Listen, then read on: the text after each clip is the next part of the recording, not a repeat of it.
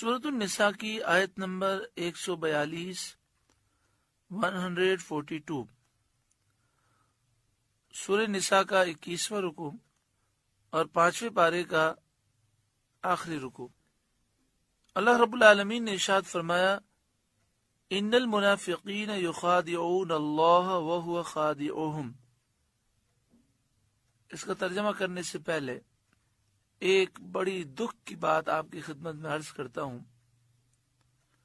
بہت بڑا ظلم ہوا اور یہ بڑی دکھ کی بات ہے کہ جب انگریز یعنی برطانیہ کے عیسائی اور فرانس کے فرانسیسی پوری دنیا کے اسلامی ملکوں پر قابض ہو گئے، تو نہ صرف ہمارے اسلامی ملک چلے گئے ہم سے، اور مسلمانوں نے کئی سال غلامی میں گزارے، بلکہ آج بھی اس کے اثرات موجود ہیں۔ ہمارے ساتھ اتنا بڑا ظلم ہوا کہ فرانسیسیوں نے اور انگریزوں نے جہاں جہاں قبضہ کیا، ہمارے دین کے معاملات کو بگاڑنے کی کوشش کی، مسلمانوں کے عقائد اور نظریات خراب کرنے کی کوشش کی۔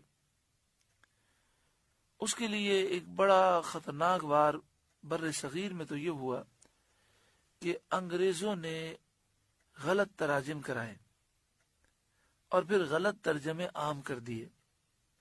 اس کا نتیجہ یہ ہوا کہ اگر کوئی شخص قرآن پاک کی طرف جائے گا بھی تو قرآن تو نور ہے، قرآن کی آیتیں نہیں بدلی جا سکتی، لیکن ترجمہ لوگوں نے غلط کر دیا۔ اب وہ غلط ترجمہ پڑے گا، غلط ذہن بن جائے گا، تو بجائے اس کے کہ وہ ہدایت اور نور پائے، وہ گمراہ ہو جائے گا۔ تو غلط ترجمے عام کیے گئے اور پھر غلط تفسیریں عام کی گئیں۔ لوگوں کا ایک ذہن ہوتا ہے کہ وہ قرآن کا ترجمہ پڑھ لے اور ساتھ میں جو تفسیر لکھی ہوتی ہے اسے پڑھ لے، اگر وہ غلط بھی ہے تو وہ سمجھتا ہے یہ قرآن پاک ہے، حالانکہ بہت سی غلط تفسیریں عام ہو گئیں۔ اعلی حضرت امام اہل سنت کو اللہ جزائے خیر عطا فرمائے، ان کے درجات بلند فرمائے، انہوں نے اس دور میں وہ ترجمہ کیا جو مثالی ترجمہ ہے، بڑا عالیشان ترجمہ ہے۔ قرآن و حدیث و تفاسیر کا خلاصہ آپ نے اس ترجمے میں جمع کر دیا، اور اس ترجمے کا نام رکھا کنز الایمان، ایمان کا خزانہ۔ تو جو غلط تراجم ہیں اس میں سے ایک ترجمہ اس آیت کا بھی غلط کیا گیا۔ پہلے غلط ترجمہ سماعت کریں، اور سماعت کرنے سے پہلے ایک اپنے ذہن میں سوال پیدا کریں۔ اگر کوئی شخص یہ کہے کہ اللہ تعالیٰ دھوکہ دیتا ہے، نعوذ باللہ من ذالک، اللہ تعالیٰ دھوکہ دینے سے پاک ہے۔ دوسری بات، اگر کوئی آپ سے یہ کہے کہ فلاں نے اللہ کو دھوکہ دے دیا یا فلاں اللہ کو دھوکہ دیتا ہے، تو آپ یہی کہیں گے اللہ کو کوئی دھوکہ دے ہی نہیں سکتا۔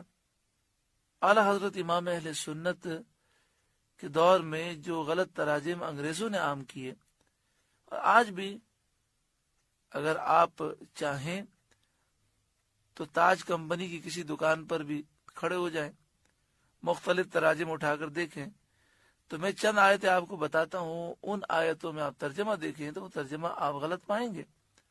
آپ کی مسجد میں، آپ کے گھر میں بسا اوقات تراجم غلط ہوں گے۔ تو یہ 5ویں پارے کا آخری رکوع ہے، اس کی پہلی آیت ہے۔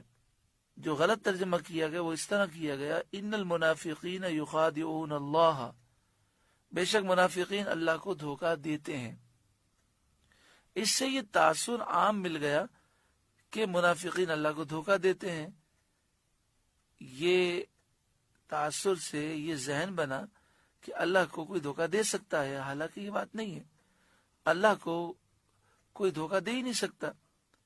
تو اعلی حضرت امام اہل سنت نے اس کو ترجمہ کیا، بے شک منافق لوگ اپنے گمان میں اللہ کو فریب دیا چاہتے ہیں، یعنی منافقین اللہ کو دھوکہ دینے کی کوشش کرتے ہیں اپنے گمان میں، اللہ تعالیٰ کو تو کوئی دھوکہ دے نہیں سکتا۔ دوسرا، وَهُوَ خَادِعُهُمْ،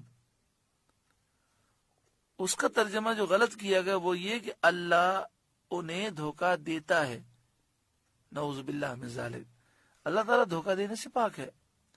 تو اعلیٰ حضرت امام اہل سنت نے ترجمہ فرمایا وَهُوَ خَادِعُهُمْ، اور وہی انہیں غافل کر کے مارے گا۔ اسی طرح آپ دیکھیں جو تیسرا پارہ ہے، تیسرے پارے میں جہاں ثلاثہ ہے وہاں پر ایک آیت ہے وَمَكَرُوا وَمَكَرَ اللَّهُ وَاللَّهُ خَيْرُ الْمَاكِرِينَ۔ مجھے بتائیے کوئی کہے کہ اللہ تعالیٰ نے فریب دیا تو کیا آپ اس کی بات مانیں گے؟ اب انہوں نے ترجمہ کر دیا وَمَكَرُوا وَمَكَرَ اللَّهُ، کافروں نے فریب دیا، اللہ نے فریب دیا، واللہ خیر الماکرین، اور اللہ بہترین فریب دینے والا ہے، نعوذ باللہ من ذالک، توبہ استغفر اللہ۔ اور اعلیٰ حضرت امام اہل سنت کا ترجمہ دیکھیں تو اس میں خفیہ تدبیر کا لفظ ہے، اللہ نے خفیہ تدبیر فرمائی، کتنا پیارا ترجمہ ہے۔ کروڑوں رحمت نازل ہوں اعلیٰ حضرت امام اہل سنت کے مزار پر انوار پر، اللہ تعالی ہمیں وہاں کی حاضری نصیب فرمائے۔ اسی طرح مذاق کرنا، ٹھٹا کرنا، ہنسی کرنا، اللہ تعالیٰ ان چیزوں سے پاک ہے۔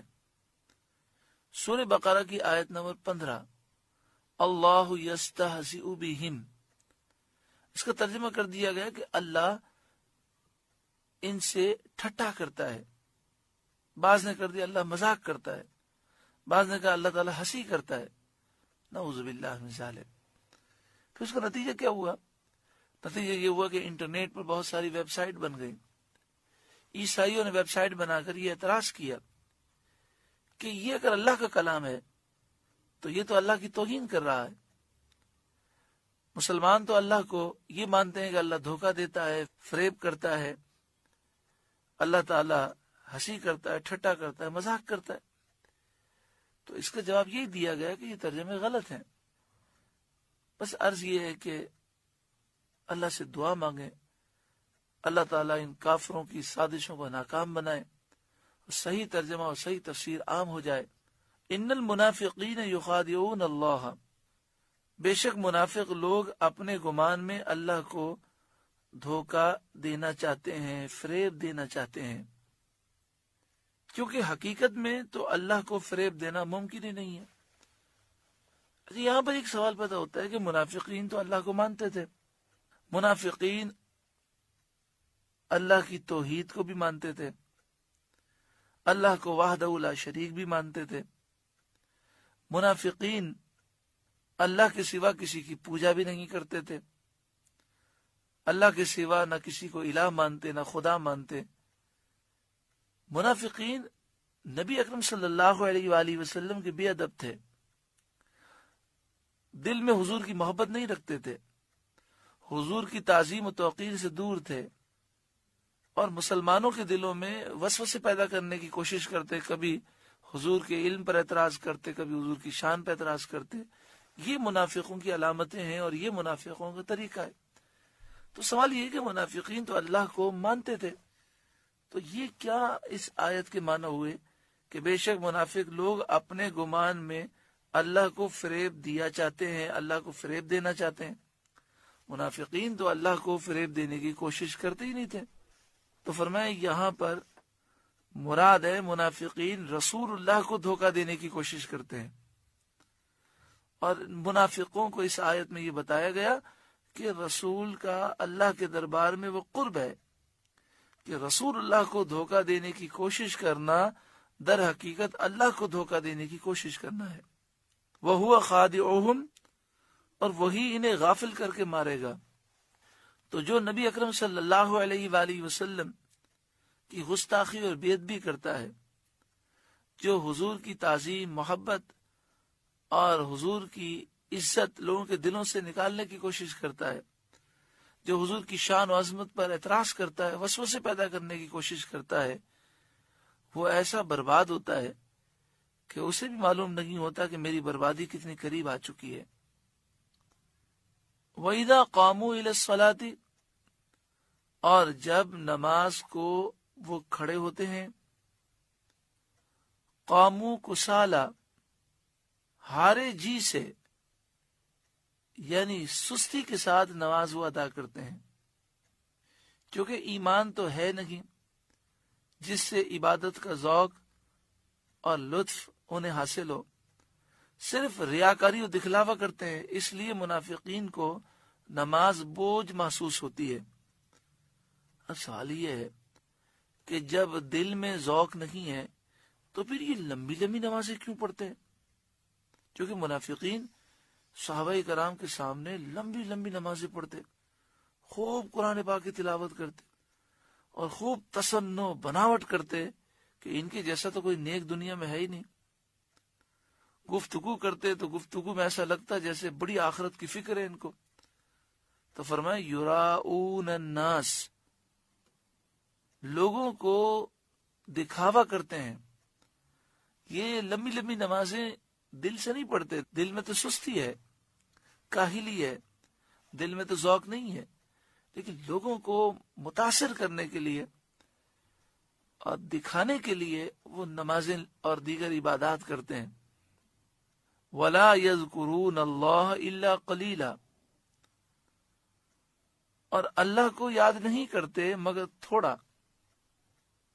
اس طرح کے مسلمانوں کے پاس ہوئے تو نماز پڑھ لی، اور بالکل تنہائی میں اپنے کمرے میں بند ہیں تو نمازوں کی کوئی پرواہ نہیں ہے۔ منافقین جب اپنے گھر میں کمرے میں اکیلے ہیں تو نماز کی انہیں پرواہ نہ ہوتی تھی، لیکن مسلمانوں کے سامنے تو بڑی لمبی لمبی نمازیں پڑھتے تھے۔ تو یہ تو ایک ایسا معاملہ تھا کہ رب العالمین ہی جانتا ہے۔ اس نے بیان فرما دیا وَلَا يَذْكُرُونَ اللَّهَ إِلَّا قَلِيلًا، اور اللہ کو یاد نہیں کرتے مگر تھوڑا۔